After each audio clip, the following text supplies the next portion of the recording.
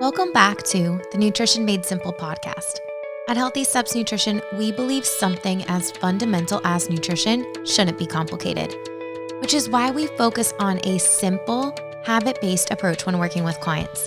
I'm your host, Nicole Aucoin, registered dietitian and founder of Healthy Steps Nutrition, CrossFit HSN, and HSN Mentoring. I'm also the author of the Healthy Kids Cookbook, 100% kid-approved recipes the entire family will love. You can find it on Amazon. In this podcast, we will be teaching you how to take one step at a time to becoming the healthiest version of yourself.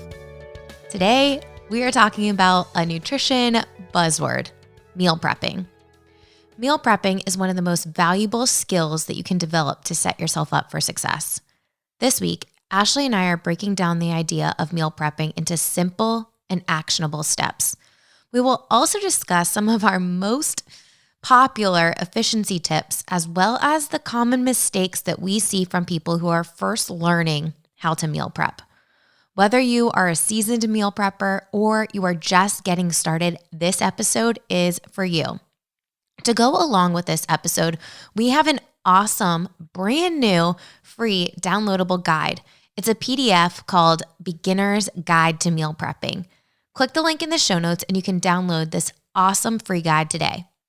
We are also going to be linking some of the easiest recipes that we have on our website so that you can save time and have some delicious, healthy, balanced meals.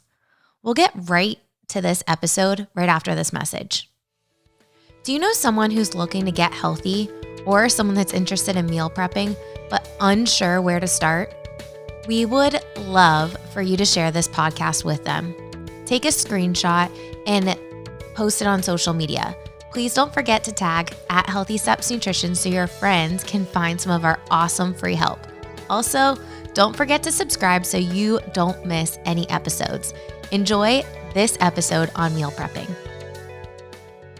Ashley, welcome to the Nutrition Made Simple podcast. Hey, Nicole. Thanks for having me. I'm excited to talk about today's topic, meal prepping. It's such a popular topic, and we actually just created a brand new free downloadable guide, Meal Prepping for Beginners, and we figured let's make a podcast about this to really bring it to life. Yeah, because I think there's so much misconception about meal prepping and what it is and what it isn't. I can tell you that most people think that meal prepping means spending your entire Sunday, the only day a lot of people have to relax in the kitchen prepping the meals for the week. And I don't know about you, but I don't want to do that. Oh, absolutely not. And I think other people also think that it's eating the exact same thing for every single meal, every single day. Chicken, rice, veggies. I'm definitely not doing that. Me neither. I like variety, okay? But I think there's a balance between variety of having something different for every meal every day and having a few staples that you can get creative with so you don't feel like you're having the same thing every day. Yeah, and being able to really maximize your time in the kitchen so you're not stuck in there for 8 hours, on a Sunday. I know personally, I spend about 2 to 3 hours once a week meal prepping. All right, so let's just talk about this. And this was an eye-opening experience actually for me, for beginners in the kitchen. When we went and started with the Campbell family to do nutrition coaching with them, we did an inventory of what they had in their kitchen, and there was not large mixing bowls. They had one skillet that was pretty small. They had a few other things that weren't in your standard meal prepping environment to set yourself up for success. So I think we need to understand, if you are a very beginner, what do you really need to set yourself up for success with prepping? Yeah, and you don't need all these fancy gadgets and gizmos and things to meal prep. Really, you can have a few basic kitchen utensils and tools and be able to meal prep for success. Okay, so what are your tools that you need, that you would think of when you think of basic tools?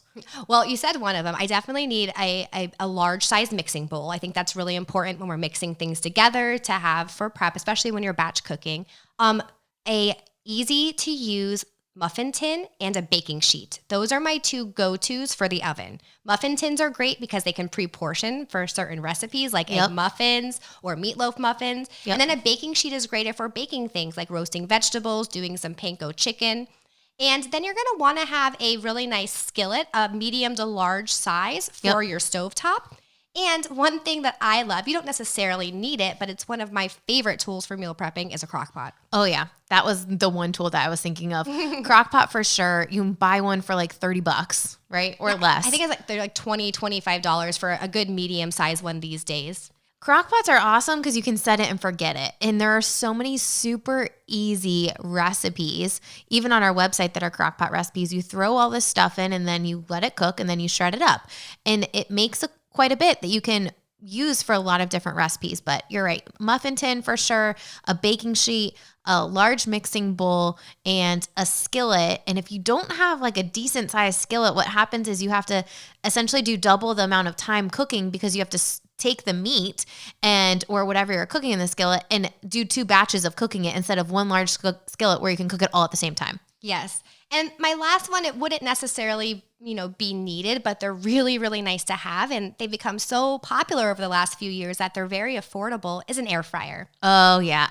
It took me way too long to jump on the air fryer bandwagon, but I'm in there. I'm on it. We use the air fryer, I would say 5 days a week at our house. And to have a variety of utensils and a variety of cooking methods when you are meal prepping, it allows you to be more efficient with your time. So you're not stuck in the kitchen for a long time. You can do several things at once, and that is a really great strategy. Okay, so let's dive into that a little bit. So when you're planning your meal prep, which step 2. So first step, we got an inventory of what we really need. Then step 2, we're creating this plan. When you are planning what you are doing, you need to use it. You need to make your plan based on your inventory, right? Like if we're trying to make 2 crock pot dishes on Sunday, and that's our only day for meal prep, and we know each crock pot dish takes like 4 to 5 hours, now all of a sudden we're spending more time than we really need to in the kitchen. Right. So instead of choosing 2 crock pot dishes, what I would do would be choose 1 crock pot dish,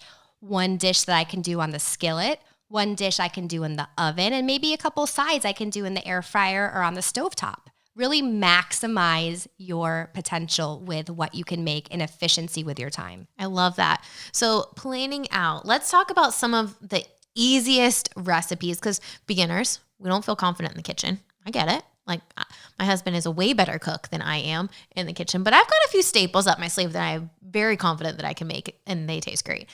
So let's talk about some of the staples. Ashley, the first recipe that comes to mind and is our go-to with any beginner is egg roll in a bowl. Egg roll in a bowl is so stinking easy. It is 3 ingredients. And it takes less than 15 minutes to make with absolutely no prep time. There's no chopping veggies, there's no washing, there's nothing. It's you get the ingredients and you start cooking. So whenever I have a client tell me, I don't have time to make a meal, I said, oh, do you have 15 minutes? I've got a meal for you, egg roll in a bowl. And we'll link all of these recipes in the show notes. And there's all of these strategies that we're talking about today are in the meal prep guide. So click the link in the show notes and download that meal prep guide. That's going to be very helpful for you. So egg roll in a bowl, definitely one. The other one that I really love and our kids absolutely love it is the double chocolate overnight oats. Yes. If you are one of those people who really struggle in the morning for time and you want to have a balanced breakfast, but it just seems like there's no time to do it, overnight oats are your go-to. You make them the night before, day before, and they're grab and go. They're ready. You can take it out of the refrigerator, and if you prep them in a ball jar, they even fit in the cup holder in your car. Yeah, we use little mason jars for ours, and they're absolutely perfect. The secret ingredient that's not so secret in the double chocolate overnight oats is the Greek yogurt. It makes it taste so creamy, which is not your normal oatmeal consistency. Yeah, it's so great. It's such an awesome breakfast or a snack. I love it. It's a go-to for a quick and easy staple. Love it. All right, next, couple other recipes that I would say for beginners are really good. Oh, my favorite, this is my recipe. Jason does not prep this one because this one's really easy. I like to take this one. Pulled chicken. Pulled chicken is my favorite crockpot recipe by far. So 3 ingredients for this one: chicken breast, taco seasoning, and we use like a spicy taco seasoning, which gives it a little bit more of a kick, and then salsa verde versus the red salsa. And it gives it more of like a zesty flavor, and it's so delicious. But 3 ingredients, wash the chicken breast and put the taco seasoning and then layer in the salsa, put it on low for 6 hours or high for 4, and you're good to go. Yeah, set it and forget it. That's the best part about the crock pot. Another super easy recipe that is even kid friendly, I know kids love to make it as well as love to eat it, is the meatloaf muffins. The cool thing about this one is you can add vegetables into this one and you can't really taste them. So like we put peppers in there and they're really delicious. Great option for a snack or, putting two together if you're an adult for a meal, along with some vegetables and some starch. But that's a really, really good option.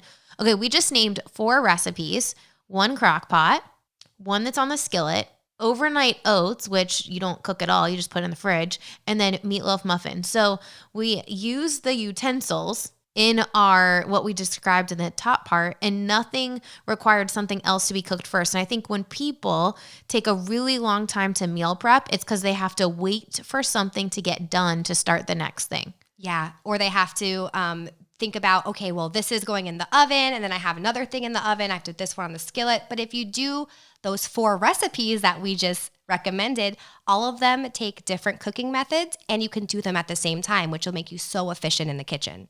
I love it. So we create a plan, right? We really have to create a list, a grocery list. So, going to the grocery store, you definitely do not want to go to the grocery store without a list because you're going to get all the things, especially if you're really hungry. Yes. If you fail to plan, you are planning to fail. And I have been victim of this before. Oh, I just need a few things. I'm going to the store. I don't need to write it down. Well, what happens? You buy things you don't need and you forget the 2 things you do need. So making a list. And just like Nicole said for tip number 1, doing an inventory of your utensils and what you have to cook with in your kitchen, you also want to do an inventory of what's in your refrigerator and what's in your pantry. I think the worst thing is you go to make a recipe and you've got all the ingredients except one ingredient. And it's like, darn it, now I got to go back to the store. And now I've got more time that I'm wasting to meal prep. And now it's taken 6 hours and it should have taken me 4 hours, right? So create a list, set yourself up for success. The next thing, and this is actually something you talk a lot about, when you go shopping, plan to prep right after. And I think a lot of people don't do that.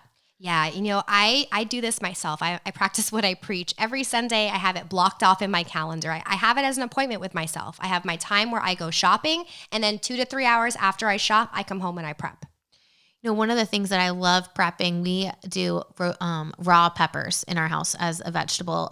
The kids love them. We love them. Lunches, snacks, like we put at any time really.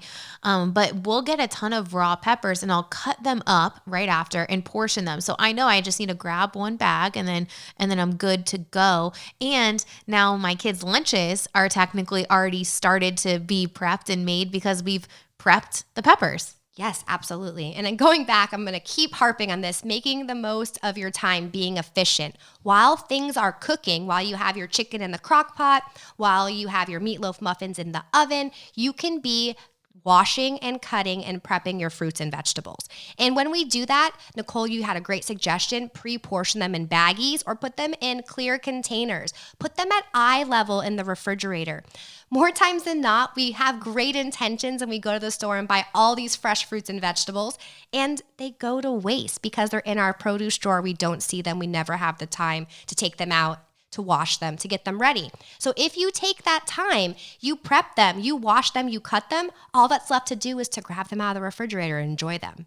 One of the things that we give our nutrition clients is those 3 compartment containers, right? Like I love those 3 compartment containers because then it's easy. All you have to do is grab a container, heat it up for lunch, especially, even if you're working from home or not, like the office that we're recording this podcast out of is in my house. My kitchen is 10 feet away, but I have my lunches already done. So it's easy for me to pop it out, heat it up instead of doing all of this stuff to get my lunch ready. And those 3 compartment containers are so great because it helps you with the portion to stay on track. They mimic our plate method. We're doing half of the container non-starchy veggie. So whether you roasted some broccoli, put some raw peppers in there, or did a salad, then a quarter of our container is going to be our protein. Maybe we have a couple meatloaf muffins or some shredded pulled chicken. And then a quarter of our container is going to be our starch. Maybe I have some rice, or maybe I have some sweet potatoes or some fruit.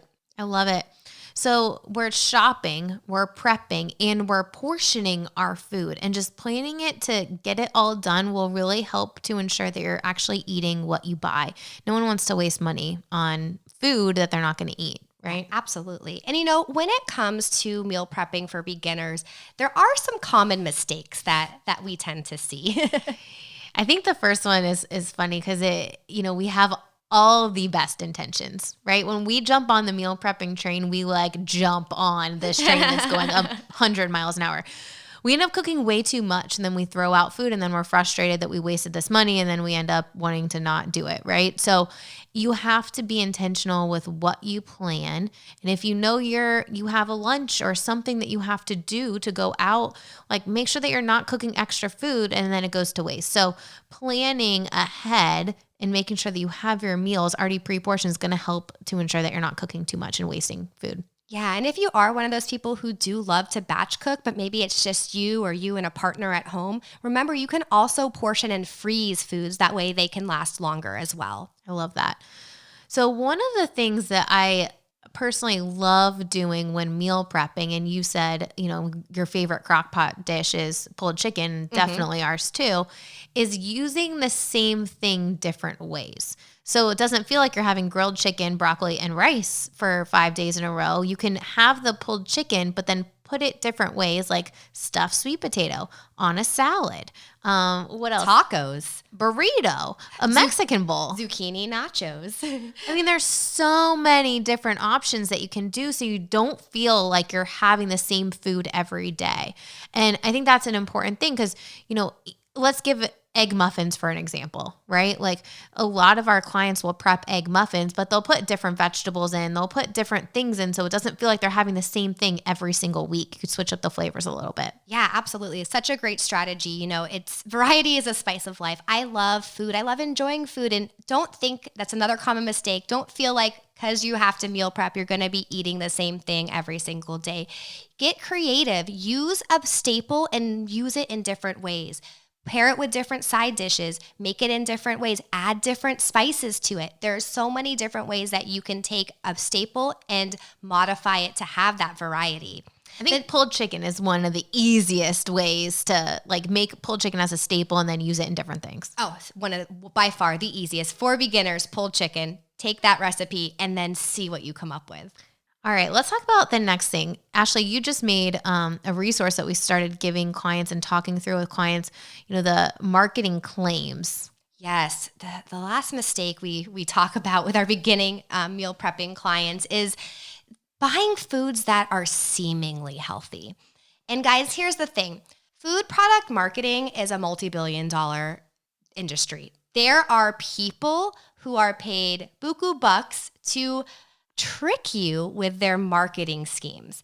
They place products certain places so that you will buy them. They have appealing packaging so you will buy them. And they have confusing nutrition content claims so you will buy them thinking they're healthy.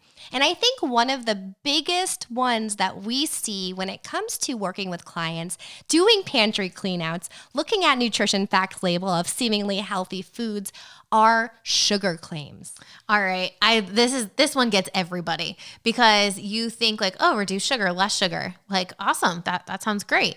But if it's an Oreo that has a lot of sugar and then a reduced sugar one, it's not that it doesn't have a lot of sugar still. It just has less than the original amount, specifically 25% less. Yes. So just because something is marketed as reduced sugar or less sugar does not mean it's low sugar. I'm going to say that again. Just because something is marketed as reduced sugar or less sugar does not mean low sugar. What that means is it has 25% less sugars than the original product. So if your original product has 100 grams of sugar, it has 75 grams of sugar.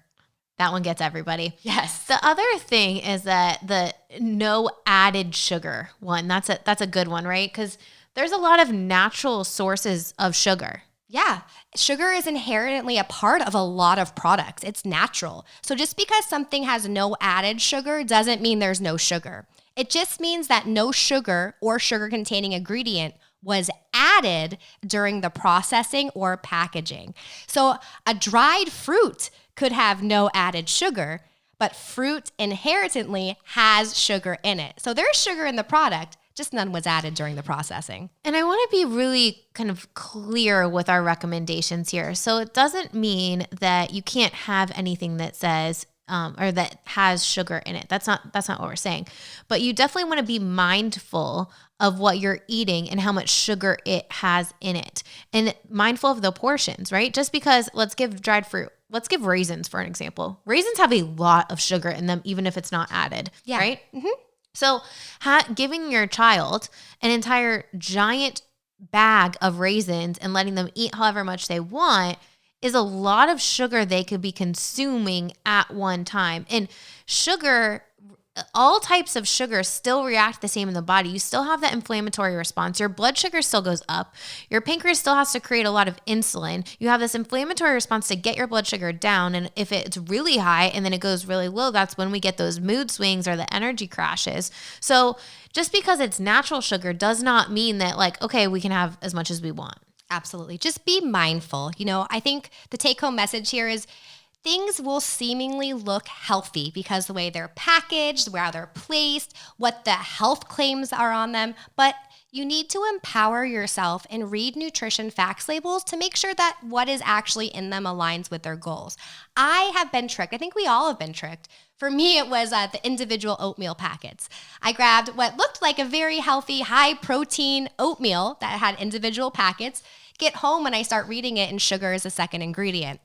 Well, if you didn't know, the ingredients list is in order of how much of an ingredient is in the product. So the first ingredient is the number one most abundant ingredient in the product, and second is the second, and so forth. So sugar was the second most abundant ingredient in that product. I was tricked. It looked healthy, high protein. Will I do it again? No, I learned my lesson. There were fruit snacks in the Campbell's house when we raided their pantry just to see like, all right, let's look at this. Let's teach you how to read a nutrition facts label. And on the front of the fruit snacks was a giant thing that said like, great source of vitamin C. And right now, people want a lot of vitamin C. I get it, right? So Clark, the dad, was like, these are awesome, right? Because it says, great source of vitamin C. I'm like, well, let's just take a look on the backside and look at the nutrition facts label. And the ingredients label, 2 of the 4 top ingredients were sugar. Yeah. So yes, it might have been a great source of vitamin C, but we're also eating a lot of added sugar in that product as well too. And it's just not the sugar products that are seemingly healthy. We know cauliflower is a very, very popular substitution for higher carbohydrate foods these days, right? You see cauliflower everywhere, mashed potatoes, cauliflower taco shells, cauliflower breaded chicken. I know, Nicole, you've got a good story about cauliflower. Oh, yeah. We've all been tricked. We've all been there. Even the most educated people have been tricked. So I got some cauliflower pizza at one point and I was like, oh, this is going to be awesome. And then my husband got a thin crust pizza. Right? Okay. Yeah. So cauliflower for you, thin crust for Jay. Yeah. So we pull them out and I open them up. We were going to have pizza one night and we made a salad and the kids and we're all there. And I was like, let me just look at the nutrition facts label. Like, let me look and compare the two. It was more carbohydrates in the cauliflower pizza than the thin crust pizza. Yeah, so just because something is labeled and looks seemingly healthy, like cauliflower in the pizza crust, doesn't necessarily mean it's the best thing to align with your goals. So you guys, I empower you to learn how to read a nutrition facts label. Don't just take health claims, packaging for face value. Investigate. Really take the time and look, because food product marketing is very, very tricky and we've all been tricked. But once you know, now you know. I love that. And Ashley, we have a whole tutorial of how to read a nutrition facts label in the Meal Prepping for Beginners guide. Yes. So if you click the link in the show notes and you download that guide, you're going to have all these tips we talked about today in a free guide, as well as the how to read a nutrition facts label. So highly recommend that you take the minute to click the link in the show notes and get that guide so you can empower yourself to become the healthiest version of yourself. And it really comes from knowledge. Absolutely. So as a quick recap, if you are looking to meal prep as a beginner, first things first, take an inventory. What do you have in your kitchen and what do you need? Keep in mind that using simple, easy tools to be efficient is going to really set yourself up for success. Secondly, you want to create a plan. Go to healthystepsnutrition.com, look at our free downloadable guide, look at our easy recipes that we talked about, egg roll in a bowl, overnight oats, pulled chicken, and meatloaf muffins. Next, you want to create a list. Make sure that you inventory what you have and what you need to buy from the grocery store. And finally, make the time to shop and prep. Shopping and prepping is so important. Schedule that time out, and don't forget to utilize pre-portioned containers, and we'll link the 3-compartment containers in the show notes. Thanks, Ashley.